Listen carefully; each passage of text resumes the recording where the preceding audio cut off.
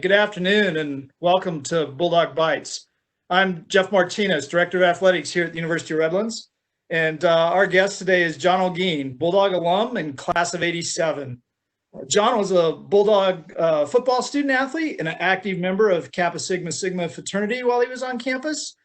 Today, John serves as the Senior Vice President of Marketing and Communications for Chip Ganassi Racing, one of the premier auto racing teams in the world.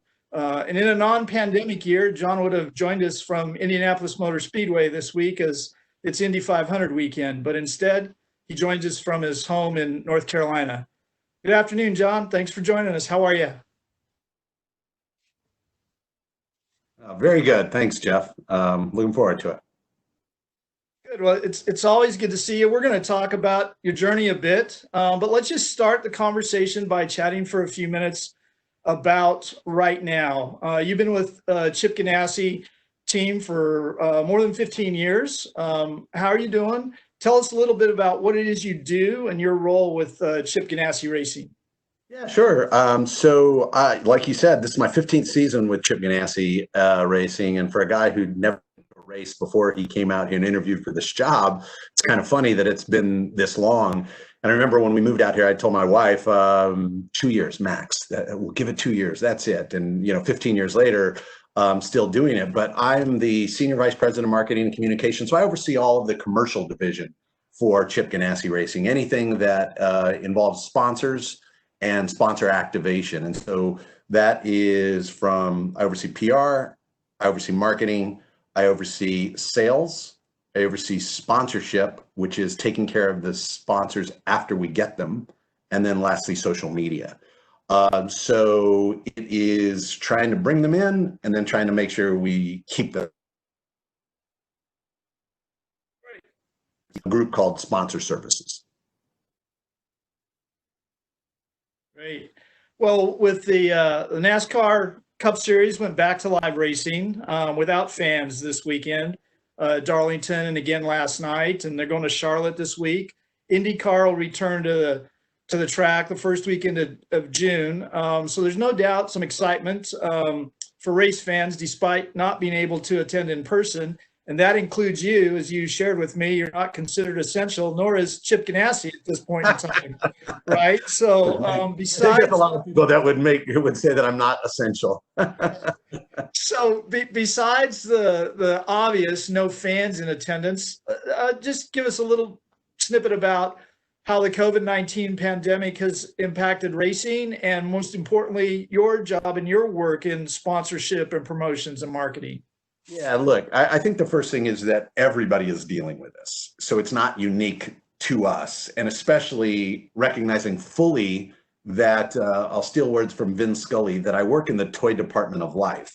So I recognize we're not splitting the atom and we're not curing cancer. But what it has done is I think that getting sports back is important to spirits for people that are spending a lot of time at home. And so for us, it's been a lot of, since we're the first major sport to come back, we spent a lot of time with making sure we're doing it correctly. And so there's a lot of processes in place. For one, at our race shop, just that. I'll start with that. We have about 200 employees at our race shop in Charlotte. We also have about a little over 100 in Indianapolis, but in Charlotte right now is where we're open. And we only have about 40 at the max at any one. People really that need to touch the car to build the car. And they all get tested before, or not tested, but they get their temperature taken as they come in, wear gloves and masks throughout the day, all day. All of the community areas are either closed or you can only sit one person at a table, things like that. So we've been very careful. And then going to the racetrack, it's a lot more of the same, probably that even more on steroids. And so we've really wanted to make sure that we're setting the right example and everybody is wearing masks. And people are keeping exercising social distance. Victory lane, there really isn't much of a victory lane because that's a big, high five and everybody excited. And now it's a much more subdued. And one photographer and one cameraman, and we've only allowed a few media to come to the events. They're sitting far apart. So it's an interesting animal, no doubt. But I think we're also excited to be one of the first back because it does a lot in terms of value to our partners with higher ratings, and which the ratings were through the roof this last week. And so we're excited about that. Good. Well, it's great to have you back, even in that role, right? And I think you're right. The spirit and the excitement that sports brings back to us is important. We are having a little internet challenge in and out. I don't know if there's any better spot for you in your house. I think it's coming that way. It seems to be, but we can keep rolling. Can we just let's expand a little bit on? I think you've shared a lot of what you do, but one of the things I remember during one of our conversations one time was I made the mistake of asking you, I think it was during the holiday break, and saying, hey, well, obviously NASCAR's off, Indy cars are off. What do you do during the off season, right? Are you enjoying some time? And you quickly responded back to me, there's no off season to what I do. And why is that? And what does that mean? What consumes you during the off season? Well, I think the thing for us is that our season is so long. So we really start, because we race in NASCAR, we race in IndyCar, and we race on sports cars. So sports cars start with the 24 Hours of Daytona in January.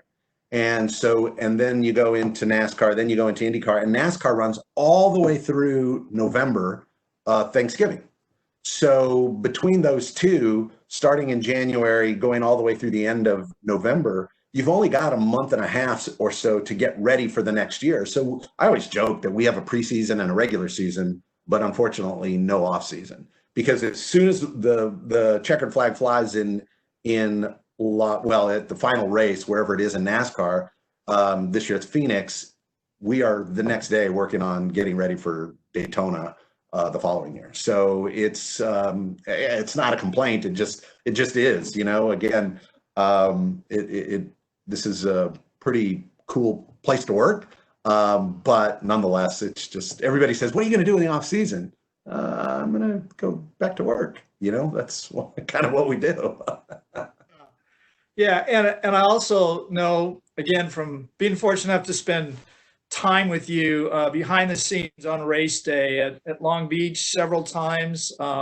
Last year I was able to watch from the pits for an hour or so. And for those of you that, it's a great seat for the 8 or 10 seconds that the car's in the pits, but you don't really see much of the race itself, right? And a few years back, you were so gracious to take three of my good friends, myself, behind the scenes on race day at the Indy 500 and in the team hauler, literally a couple hours before the race. But as much as I've enjoyed that time with you, you have also been working that entire time, right? You carry 2 or 3 phones. You're constantly chatting with people. People are reaching out to you. You're answering the phone. You're texting. What is race day like? From a fan standpoint, we watch it for drivers and racing, but for John Olguin and your staff, what is race day like? Look, I got to say, I have the easier job. The people that work for me have the harder jobs. They're the ones that are there, working to get things to the media, working with sponsors and things like that. I guess you could kind of say I'm more of like the conductor of an orchestra. I don't play any one of the instruments. I just help make sure that the trains run on time. And on game day or race day, it's really more about making sure that we're doing all the things that we need to do to create an environment that is special, that is unique, that is important for our sponsors to get the value that they're paying to be part of this. I think the one thing that is much different in racing than it is in any other sport is every other sport, major sport, football, basketball, baseball, hockey, soccer, whatever, the 80 to 90% of the revenue comes from 2 sources, and it comes from television and from gate. Well, in racing, you don't get either of those. 80 to 90% of your revenue comes from one source, and that's sponsors. So taking care of sponsors is paramount to us. And that's my primary job, is making sure that we're doing everything to take care of those sponsors. And so what's unique about racing, as you know, from being there, and especially being with me in the background, is that you can stand right next to the driver right before he lifts his leg to get into the car to go 240 miles an hour. But no offense, Jeff, but you're never going to stand next to Tom Brady before the Super Bowl starts. And you're never going to stand next to Clayton Kershaw before he throws the first pitch in the World Series. And that's the difference in racing, is it's so much more open and the access is so much greater. Yeah, you're right. I mean, you're literally right. We were standing there with Scott Dixon and Tony Kanaan, literally, on the way to through the garage and down the alley to the pit row. So pretty cool. One last racing question, then we'll get to other things. And you kind of just mentioned it, guys that go 200 miles an hour, right? I have never been a starstruck person, and I think I've always raised my kids and told them, everybody pulls,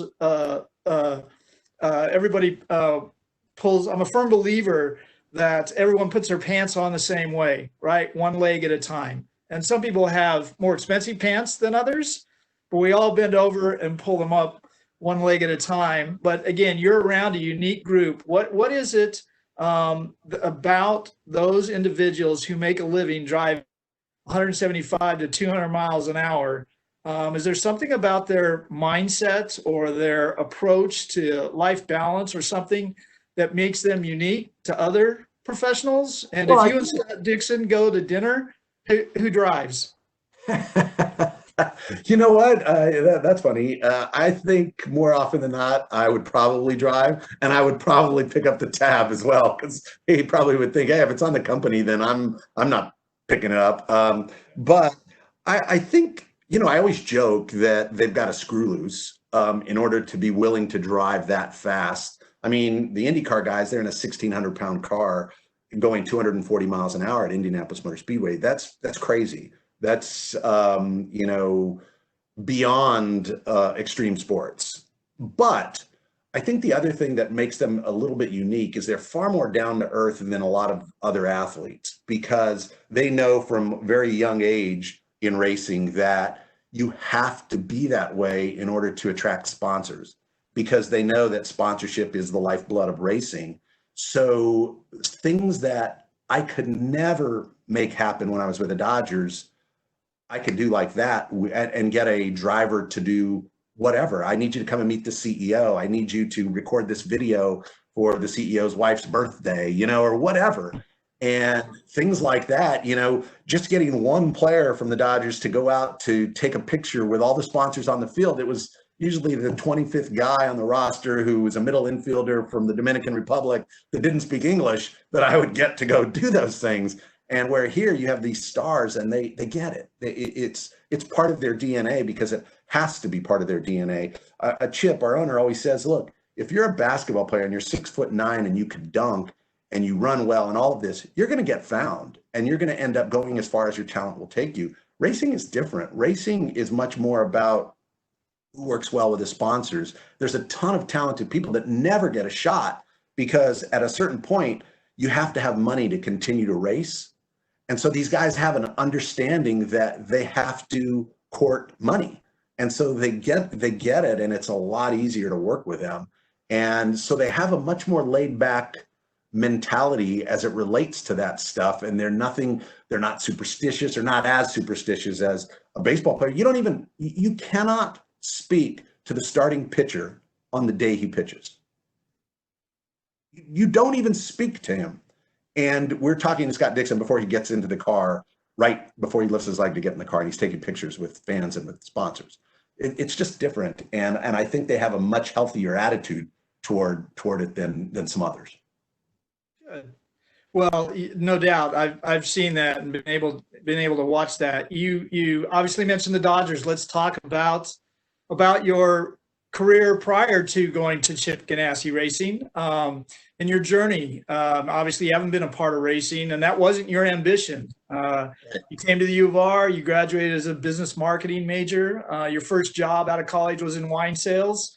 I don't know, it didn't last too long, I think, and you went back to school, got a master's in sports marketing, and that led to an internship with the Dodgers.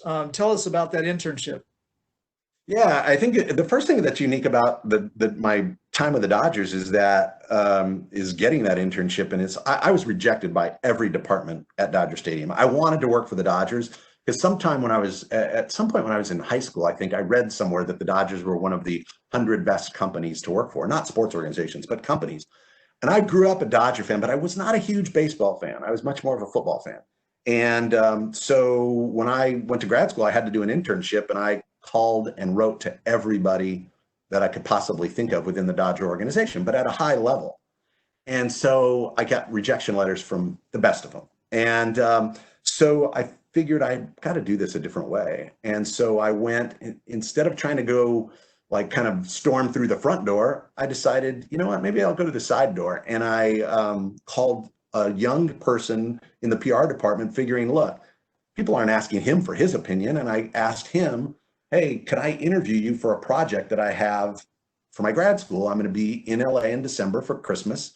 Can I come and interview you for 15 minutes? And he said, yes. Well, that 15 minutes turned into like an hour and a half. And by the end of it, he said, hey, do you know we have internships? Would you be interested in that? And that's all I've been trying to do for the last year. And so, the coy guy that I am was like, no, wow, you do? Wow, yeah, tell me more. So I got hired there without ever doing a real interview. I actually interviewed him, and I got hired for an internship.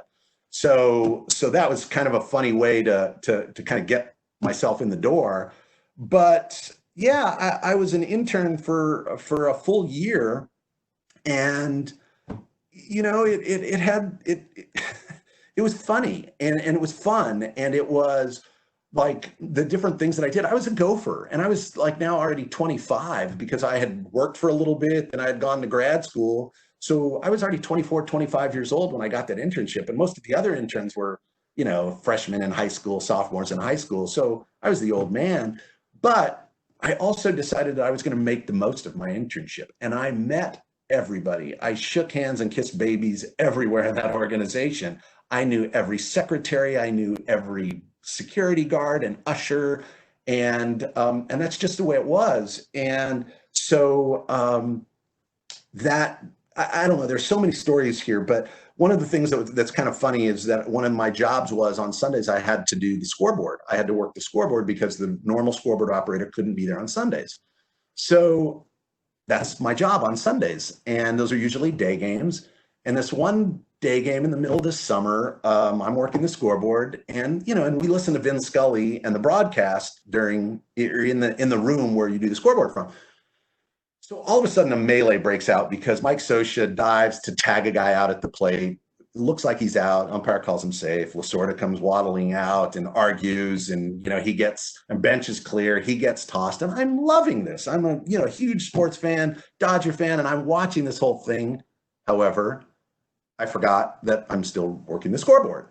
And so I'm watching this whole thing, and lo and behold, the benches go back into the dugout. Lasorda gets tossed, and the next pitch is a pop-up. The inning ends.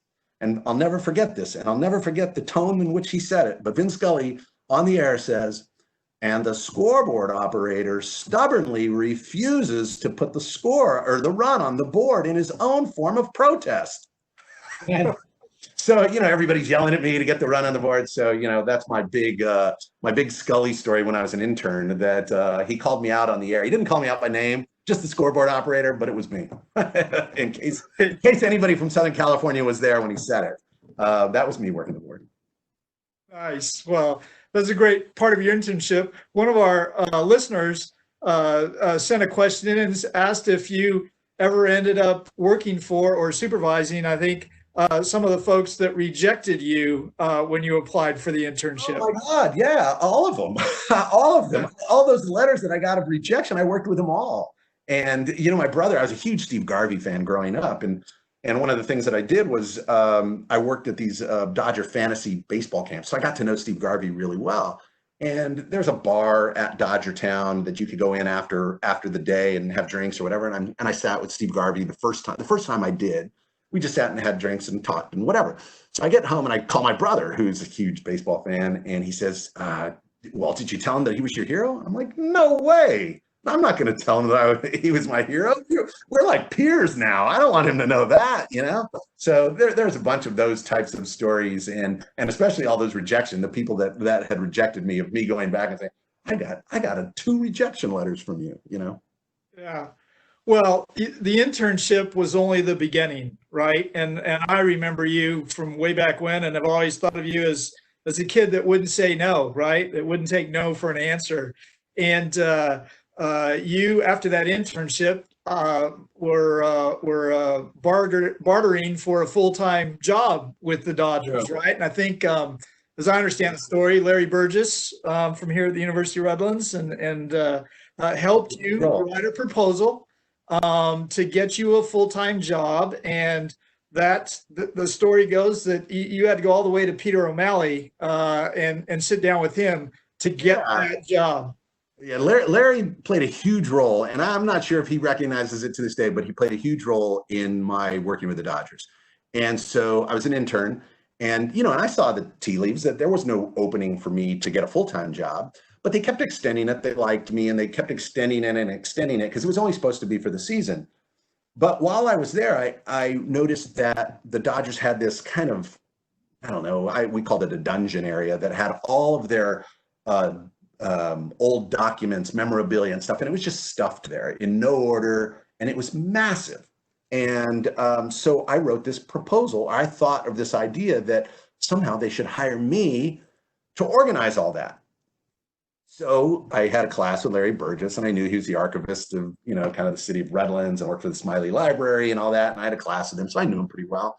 So I called him and told him about it, and he got so excited. And so I wrote this proposal, and I kept sending him drafts back and forth, and he kept proofing it and proofing it and reproofing it. And long story short, the year goes by, and they didn't have a job for me. Goes all the way to spring training of the next year, and they're like, "God, John, it's over now. We've got to say goodbye here." And over that time, I had been giving that proposal to everybody who was willing to read it, and everybody said, "This is a great idea, but it'll never happen. We're not going to pay somebody to do this." So on my way out, and as I told you earlier, I met every secretary, everybody. On my way out, my last day, I took that proposal and took it over to Peter O'Malley's office. And I'd only met him once or twice, but I knew his secretary very well. And I asked her if she would make sure that he got this proposal. And in it was a letter of thanks, being able to work there for a year and so on. So she said, "John, I promise you he'll receive it." So fast forward 3 months, I had already gotten another job at a sports marketing firm. And lo and behold, I get a call from Peter O'Malley, and he asks me if I'd come in and talk to him about my proposal. And so right there, he says, "John, I'll give you 3 months to do this. I love the idea." And I'm like, whoa, no, not 3 months. I want a full-time job. And he's like, "Well, no, I'm not offering you a full-time job. And if you were my son, I would tell you you're crazy if you consider this, because I'm giving you 3 months. And he said, "You'd be rolling the dice." And right there on the spot, I said, "Hey, I'm at a point in my life I could roll the dice. I'm rolling the dice. I'll take it." And 3 months turned into 6, and 6 turned into a year. And I worked directly for him for 2 years as my first full-time job with the Dodgers was the Dodgers archivist. And Larry Burgess, I mean, he helped me so much because he put me in contact with Disney's archivist and on and on and on. And that was the start. And that was under the public relations area. And then I was able to work my way up through public relations after starting as the archivist. So yeah, that was kind of my my wouldn't take no for an answer story. Well, it's a great story and a great example for so many young professionals. And ultimately, you finished your time with the Dodgers as the vice president of public relations, right? Yeah. And had a great career there before you moved to Ganassi Racing. Maybe let's one more Dodger story, and then we'll circle back to a couple of things. A lot of people, obviously, we all know the players on the field, and you mentioned Steve Garvey and the famous players, but I know also that a gentleman by the name of Nobi Kawano is one of your favorites as well. Right? So Nobi Kawano. So everybody asked me about my time at the Dodgers, and what were the players that you liked and whatever, and all the things that I really remember and enjoy from my time there have to do more with like the clubhouse guys, the clubhouse attendants, and the players that didn't get to play, and the stuff that we would do. Vin Scully and Jaime Jarrín, the Spanish voice of the Dodgers. Those are the things that I really cherish, I guess. But Nobi Kawano is a funny story because Nobi, he came from Brooklyn with the Dodgers when they moved in 1958. And so here it is, 1991. And Nobi is probably in his late 70s, maybe pushing 80. And everybody told me when I was an intern that when you go to the clubhouse, just avoid Nobi. I can't accept that. I can't accept anybody is that angry that you have to avoid him. So on the very first day I walked in, I said to myself, I'm going to say hello to Nobi. And I said hello, and he almost grunted at me. He didn't say anything. And so I kind of walked by sheepishly away from him. And in my head, I'm thinking, forget him.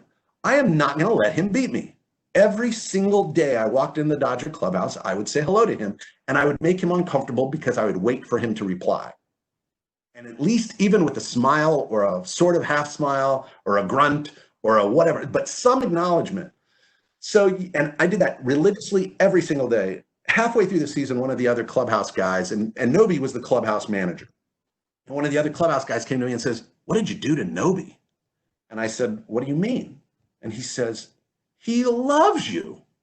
And I said, "What?" And he goes, "Oh my God, he told me that you are the best intern the Dodgers have ever had, that he's ever met." And I never have had a conversation with Nobi. Never. It was only a grunt and a groan and a smile and a whatever and a hello. So I'm telling you, saying hello and smiling at people makes a big, big difference. It really does. So that's my Nobi Kawano story. Oh, it's great. And there's no doubt, obviously, that lends itself to your success and doing what you do, right? So you made the move from the Dodgers to Ganassi Racing. How did that come about? Because that was a big jump. And, Sure. and what made it work for you and Chip? Yeah, I don't know if it's luxury or not, but I worked through 4 different regimes at the Dodgers. So the O'Malleys sold the Dodgers in 1997 or 98.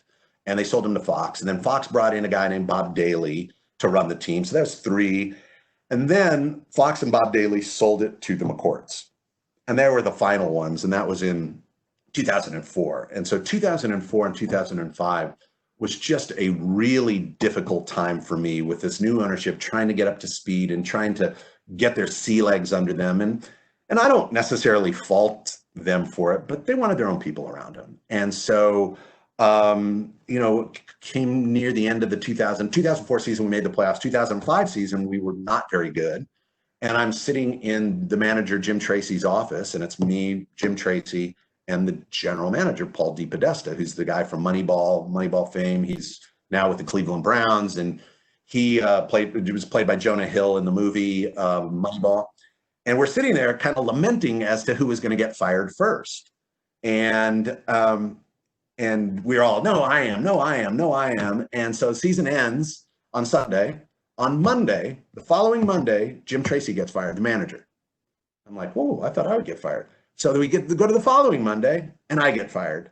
And then the following Monday, Paul DePodesta got fired. So all 3 of us got fired. And I bring that up, and I don't have any necessarily, I got fired. Now, I didn't do anything to deserve to get fired, but I think it's a bit of a lesson to anybody is like, look, it happens, and you just got to roll with it. So this is a long way to get to what you asked me about going to Ganassi. I ended up getting called by a headhunter saying that they represented a sports team in North Carolina. And in my head, I'm, please be the Panthers, be the Panthers, be the Panthers. And it wasn't, it was a race team. And I knew nothing about racing, but I knew 2 things. When they invited me, after a number of phone interviews, when they invited me to come out, they invited my wife to come with me. And they bought her a ticket to come out because they felt it was important for her to come too. So that meant a lot to me that they invited her, and it meant a lot to her that she was invited. And then when I got there and I met Chip, I remember that interview because he asked me, what do you know? How much do you know about racing? And I wasn't going to lie. And I said, I can honestly tell you, I know nothing about racing. I don't know Tom Petty from Richard Petty. And he started laughing and he said, you know what? I know what everybody in racing knows. I need some people that are going to bring a different perspective. And so I really liked that about him. I liked the fact that he thought that way. So I took the job. And I told my wife, let's go out there for a couple of years. And like I said earlier, 15 years later, and we're still at it. But that's how that transition came about. Was I was not happy my last couple of years with the Dodgers, and then this opportunity just was brought by a headhunter, and that's how it came about. Great.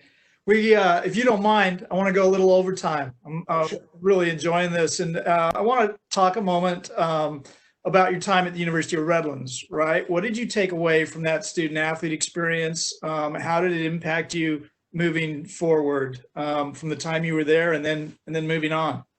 Well, I think the thing about Division III sports is, and not to say that Division I and Division II aren't, but it is certainly the case in Division III, is kids are passionate about sports. And you're playing because you're passionate, not necessarily because you're the greatest athlete in the world. And if you go down any sports roster in Division III, and maybe this is unfair to say, but in my opinion, that every athlete has something kind of wrong with them as to why they didn't get recruited to play Division I. Maybe they're a little slow, or maybe they're not tall enough, maybe they're not big enough, maybe they're not fast enough, whatever. So it creates an environment that's a fun environment, honestly, because I think everybody really wants to be there. There's not a ton of pressure.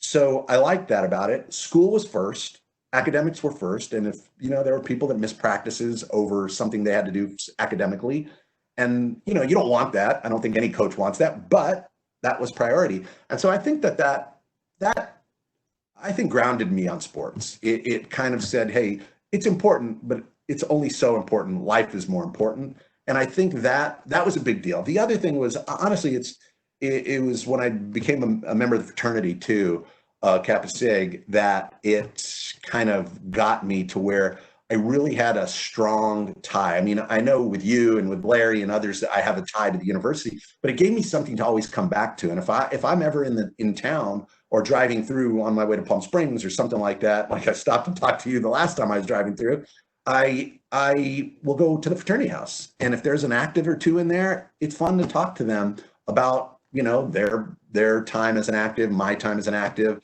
And those are some of my closest friends. And so there were a number of things about the university that I've taken with me all over. And it's like little bits and pieces from a lot of different people and a lot of different things.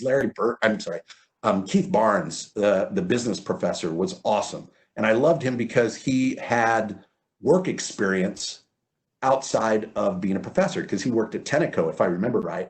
And listening to him about real world experience was really cool. And I think there's a lot of people at the University of Redlands that have that kind of both work experience and teaching. And I think that's really valuable. Good. What, for the young alum or the U of R student now who wants to get into the business like you or similar to you, what would you say to them is the most important thing for them to do while they're at the university or early in their career?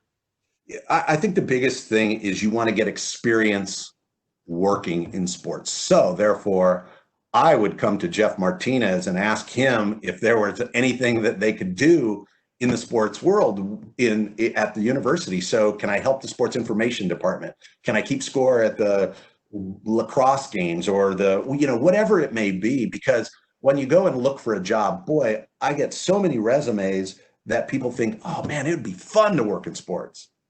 And what you want are people that aren't saying it would be fun, even though that may be part of the motivation. You're wanting people that would say, I've done this. I understand it's hard work. I understand it's low pay, but I still want to do it. And when you could have your resume that says, I worked at the University of Redlands Sports Information Department, and here's some of the duties that I had, or I worked the fun run in Redlands for the YMCA or whatever, those are far more valuable things to have on your resume than I worked at the Gap. No offense to the Gap or no offense to working retail. It's just when you're looking for a job in sports, you want sports experience. And when you're looking for a job in any other area of passion, you want experiences in that area for them to look at you and say, oh, he's done it. Oh, he started it. Oh, this really is what he wants to do. It's not him just dipping his toe in the water. Yeah. Yeah, I can't echo that enough, right? The number of people that knock on my door in their 40s, 50s want a career change and want you to hire them as a college basketball coach, not the head coach, just an assistant coach, right? Or an assistant coach with a soccer team or whatever, because they think it would be fun, right? Yeah. They don't like what they're doing now, but really have no sense of what it really is all about. I think there's a few other things. I think that when you go into interview, and this is something that I think kids miss somewhere, is that when you go into interview, most everybody prepares for the interview with, how am I going to answer these questions? I know they're going to ask me this and this and this, and I'm going to say my weaknesses is really a positive, and you're going to do all of those things that everybody does for an interview. But what they forget is prepare questions that you want to ask that are smart, thought-provoking questions, because that, to me, is the blank canvas that you're just given, that you can show how smart and how thoughtful you are. Because most people say, oh, no, I think you've answered them all. Or, well, what's a typical day like? And it's like, oh, don't ask those questions. If you don't know what a typical day like is, don't come in here for an interview. You should know that. So what you should be doing is saying things like, what's the culture like around here? Is it what you want it to be? If I ask 10 people what's the greatest thing about working here, what would they tell me? If I ask 10 people what's the biggest challenge of working here, what would they tell me? And give them things that they're going to go, the interviewer is going to go, that's a good question. And so it's that blank canvas that, to me, is by far the most important part. You still have to prepare for the interview and answer questions correctly. But if anybody that has a brain, they're going to do that part of it. But this open-ended piece is so vital, because anybody asks me what's the most important skill that I'm looking for people who get it. And I know that's a generic, big, fat, nebulous term, but I want people that could see around corners. I want people that there's all those people that you could wind up and tell them to do something and they'll go do it. And then they'll hit the wall and then they'll turn around and say, what do you want me to do now? But I want people that can come back and go, hey, can I do this? Is it okay what about if, have we ever thought of, could it be possible that, that's hugely important. And any way you could get that across in an interview for sports, well, it's for anything, honestly, but for sports, it goes a long way. Some great advice. And you clearly have had some great advice and influencers and mentors. You mentioned Larry, Keith, while you were here at the U of R, but in your career, maybe just just a minute or so on who did you learn from? Who do you look up to throughout your career, and how did you develop your sense? Yeah, that it's funny, because I think there's almost everybody everybody you meet and come in contact with, you take a little bit away from people you meet, or you should anyway. And look, I'm Hispanic and Catholic, and I have 7 brothers and sisters. So that is a tough combination to not have a huge family. So I have 7 brothers and sisters that I've learned so much from. But if I narrow it down to just a couple or 3, I would say there's 3. And my brother Michael, he owns a PR firm, and he is this guy who's so pragmatic and so logical in the way he attacks things, and right between the eyes too. He does not pull punches. He'll tell you what he thinks. And there's a huge value to hearing it just the way it is. And I think he's one of them. The other is, I have a brother-in-law who is this quintessential guy that you speak to and he makes you feel good after you've spoken to him. And there's a famous Maya Angelou quote, and I'll probably mangle it, but it's, people will forget what you say and people will forget what you do, but they'll never forget how you make them feel. And my brother-in-law, I have this brother-in-law, he is so great at making you feel good, no matter what. And I've taken that to heart a lot, and I really strive to try to do that. And then the last is Peter O'Malley, the former owner of the Dodgers, because he believed in one major thing above all else. It's the how you do things is more important than what it is you do. And I couldn't agree with that more. And I've tried to base my professional career on doing things the right way. And usually that will also become, doing it the right way is the way to go. versus just making a decision and not caring how you're going to do it. So long answer, probably longer than you wanted. It's great. It's all great thoughts. So let's finish up. Just one more thing. What haven't I asked about John Olguin that you want people to know? What's the most important thing that they take away from this last 40 minutes that we've spent together? You know what? I think it's that I work in role. I've worked in roles that I'm passionate about. And I think there's probably a lot of people that have that. I think a lot of teachers are that way. My wife's a teacher and she's passionate about teaching. But when you have passion for what you do, you don't ever feel like you're working. You know, what's the saying, like, from pizza? Even when it's bad, it's still pretty good. And that's the way I kind of approach work now. It's like, wow, I know that's a real struggle, but I have to constantly remind myself, look, we're not, as I said earlier, we're not splitting the atom and we're not curing cancer. We're professional sports. And so I think it's if people can find what they're passionate about, especially young kids, when they're looking for jobs and looking for what it is they want to do with their lives, is find passions. And if you could find something that you're passionate about and that be your job, holy smokes, that's a pretty darn good way to live when what you're doing and getting paid for is something you would do on your spare time. Well, you're preaching to the choir there. Somebody who's been a Bulldog for 37 years, right? Passionate about this place. So I get that. Man, I want to thank you so much for your time today. This has been awesome. Please know how much I value our relationship and your willingness to give not just your time today, but your ongoing support of Bulldog Athletics and the University of Redlands. We're proud of you as an alum and so glad that you're a Bulldog for life. So thank you so much, John. You got it. Anytime, Jeff. All right. Well, take care, stay safe and healthy, and go Bulldogs. You got it. All right. We'll see you guys.